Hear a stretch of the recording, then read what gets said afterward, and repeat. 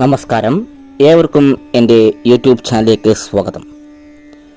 ജീവിതത്തിൽ ഉടനീളം സന്തോഷവും സമാധാനവും സമ്പത്തും ഐശ്വര്യവും ഉണ്ടാകുവാൻ അതീവ ശക്തിയേറിയ നാഗമന്ത്രമാണ് ഇന്ന് നാം മനസ്സിലാക്കുന്നത്.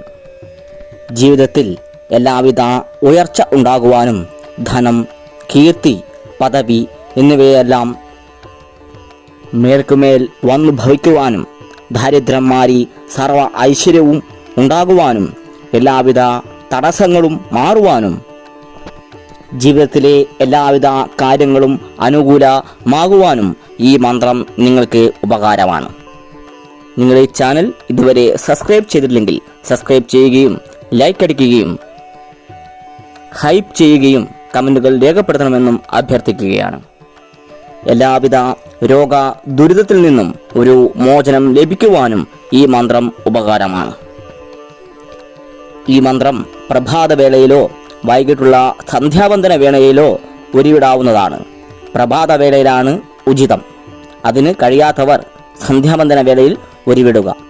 ദിനം പ്രതി 41 തവണ ഉരുവിട്ടാൽ എല്ലാവിധ രോഗപീഠയിൽ നിന്നും മുക്തി നേടുവാനും ധനധാന്യ സമൃദ്ധിയും എല്ലാവിധ തടസ്സ നിവാരണവും എല്ലാം മാറിക്കിട്ടുന്നതാണ്. മന്ത്രാവസാനം മനസ്സിലെ ഏത് ആഗ്രഹമാണോ അത് പറഞ്ഞ് അവിടെ നിന്ന് എഴുന്നേൽക്കാവുന്നതാണ്. അത് നാഗദേവത ഉറപ്പായും നടത്തി തരുന്നതാണ്. നിത്യവും ജപിക്കാൻ കഴിയാത്തവർ 21 ദിവസം 41 തവണ മന്ത്രം ഉരുവിട്ട് കാര്യസാധ്യം പറഞ്ഞാൽ മതിയാകും. പിന്നീട് മന്ത്രജപം നടത്തണമെന്നില്ല.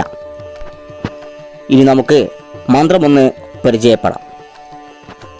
ഓം ഹ്രീം സർപ്പരാജേശ്വരായ രാജായ ഹ്രീം നമഃശിവായാം. ഓം ഹ്രീം സർപ്പരാജേശ്വരായ രാജായ ഹ്രീം നമഃശിവായാം.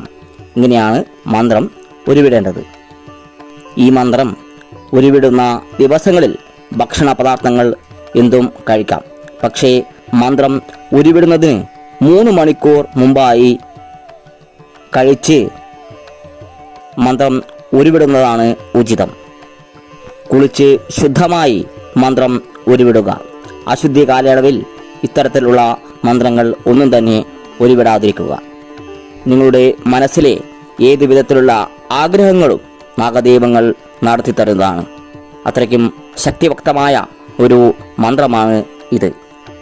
ഇന്നത്തെ വീഡിയോ നിങ്ങൾക്ക് ഇഷ്ടപ്പെട്ടു എന്ന് കരുതുന്നു. നന്ദി, നമസ്കാരം.